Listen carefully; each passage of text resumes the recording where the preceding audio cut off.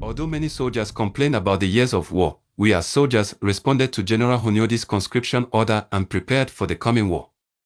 On the one hand, we had no choice, and on the other hand, we all held more or less the feeling of our country, hoping that this battle would really drive the Ottomans out of Europe completely.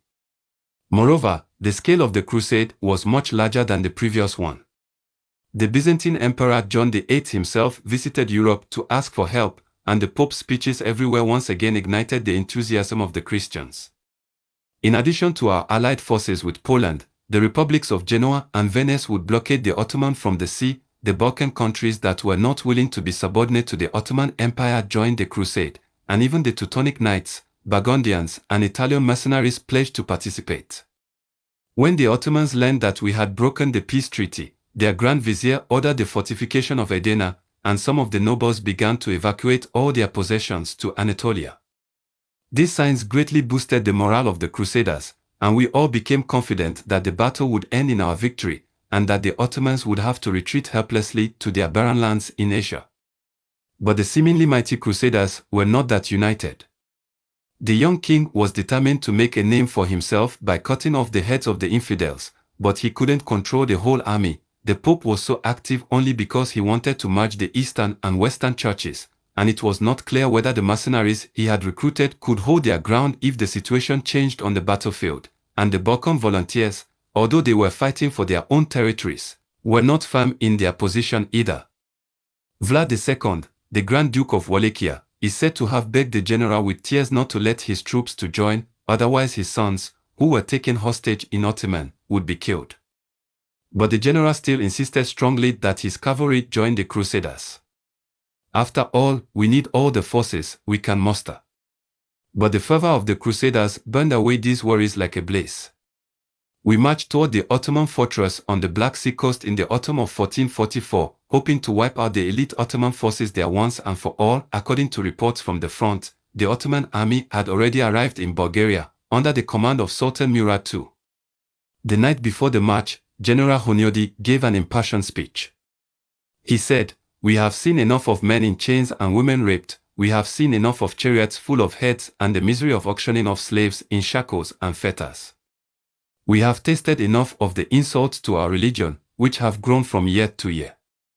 Our enemies have attacked us countless times, and as long as we do not crush them, they will never cease to invade us, and there is not, nor can there be, a lasting peace between us and them."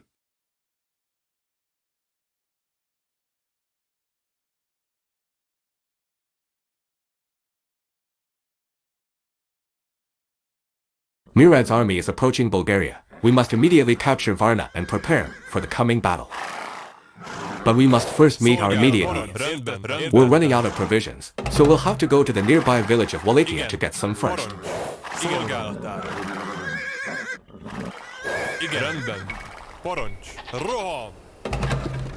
This farm is ours now. Get out of the Balkans, you infidels. Kill these Ottoman defenders and take the food away. I'm already dying of hunger.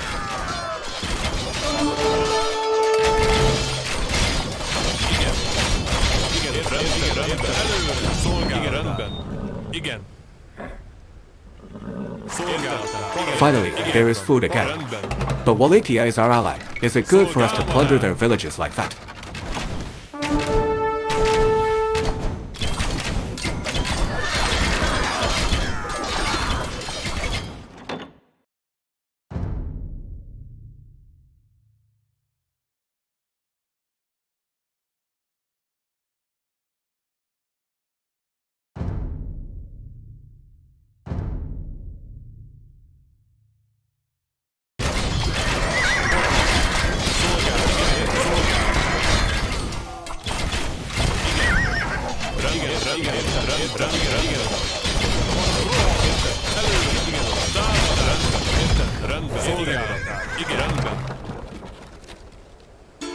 In order to feed the army, it was necessary to sacrifice the farms of Wallachia.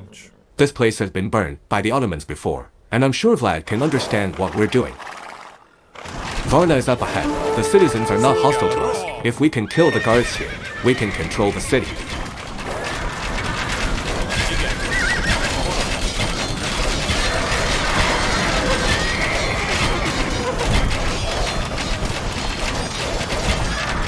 The infidels must not be allowed to control the ports of the Black Sea.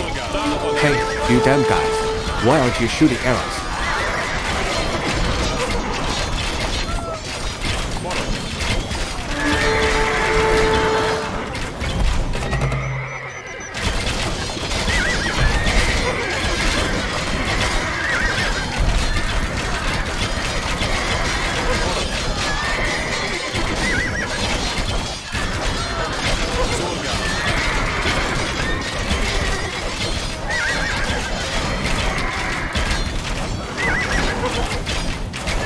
Fortunately, the inhabitants in Varna are supporting us, otherwise we would have been shot by the castle. This implies that as long as we unite, we can definitely drive the infidels out of Europe. Tomorrow morning there will be an inevitable battle between us and the infidels. So we must take advantage of the night to make all preparations and weaken the enemy as much as possible.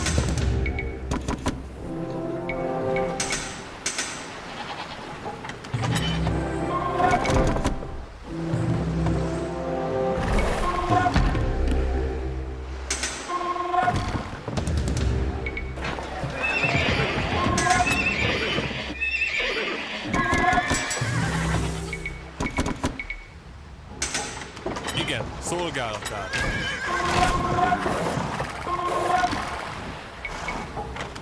Igen, rend, igen, igen, rend, igen.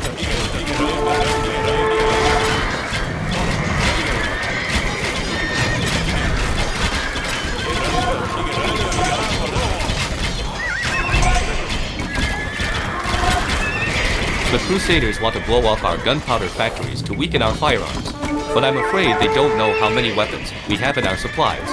Funny.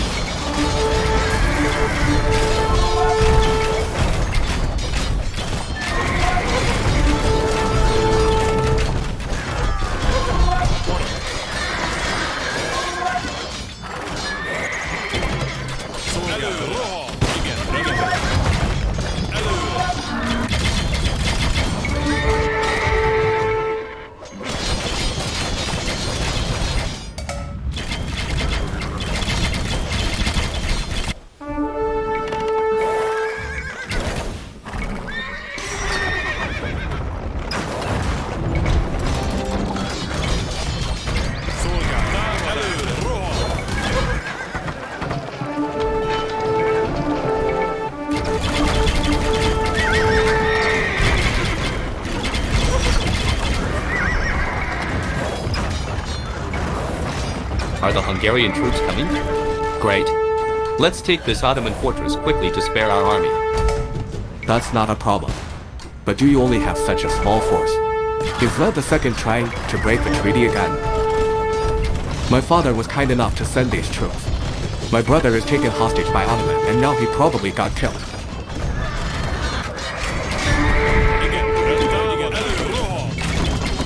The Crusaders destroyed one of our castles with Wallachian troops. Damn traitor Vlad. I'll report it to the Sultan.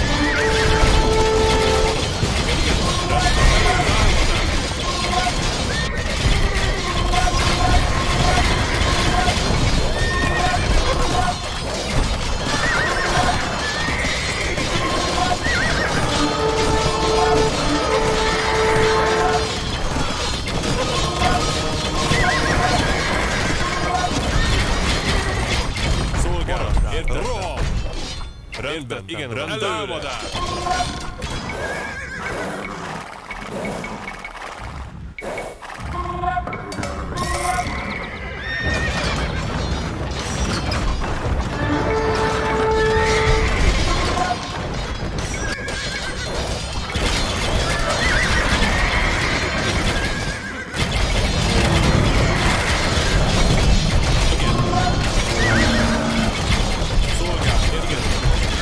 Very well, since you helped destroy the Ottoman fortress, we promise to join in the final battle. But don't forget the blood Wallachia paid for it.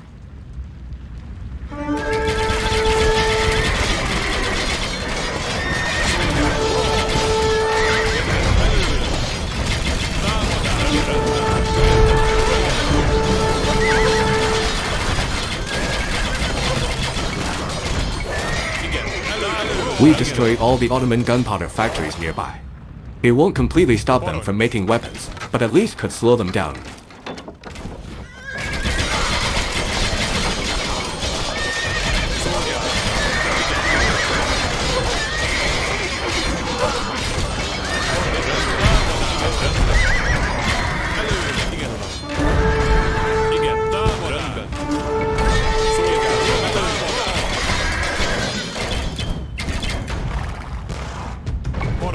Szolgálatbára.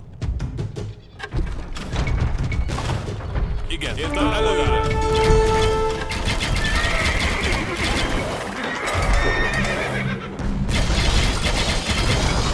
The Sipahis cannot get more supplies and will be greatly weakened. This time we will not lose to the infants. Előre, igen, értettem.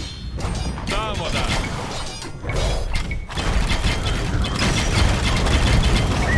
Szolgálat, előre!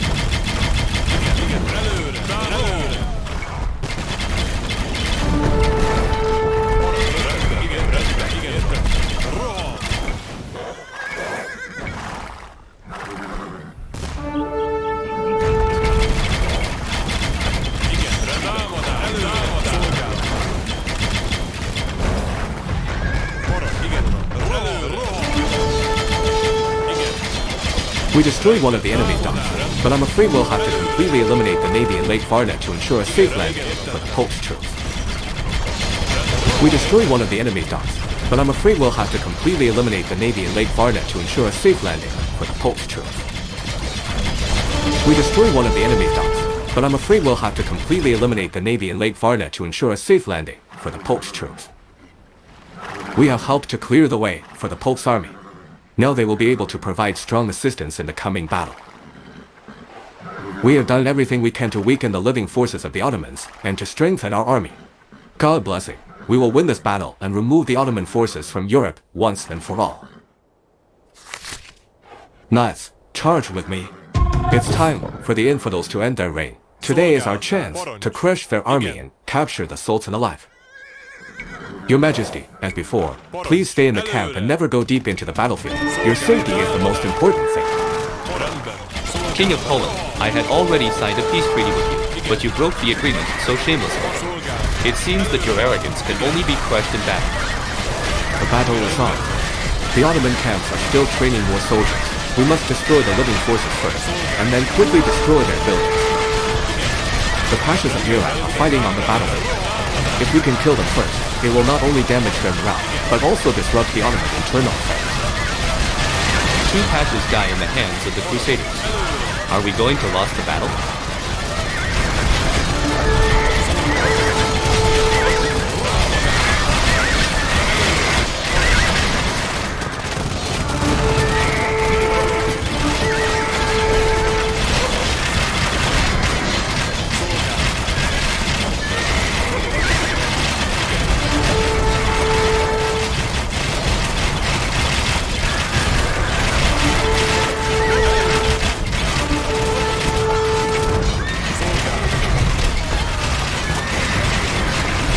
The situation is in chaos and the general is injured. Send him back to rest. We cannot risk him on the battlefield again. The general could still command in the camp.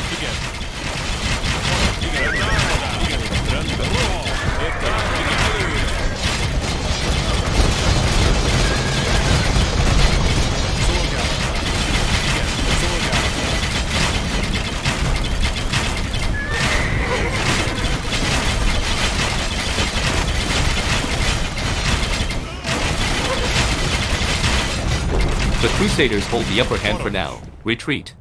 But we have twice the soldiers, so prepare for the next charge immediately. We'll win. Your Majesty, although we have the advantage now, the Ottoman cavalries will soon charge the right flank, and I'm going to support, so please keep your position until I return. Now is my chance to cut off the heads of the heretics myself, and I can't let it go easily. Polish knights, charge with me. How dare the reckless Polish king charge alone with such a small army? This is the end of him. Cut off his head before he gets anywhere near the tent.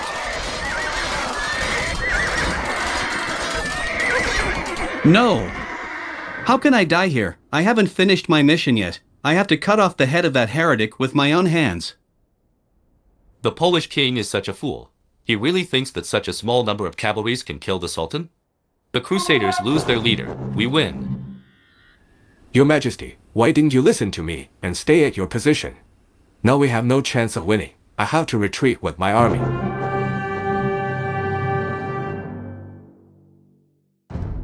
The king is dead.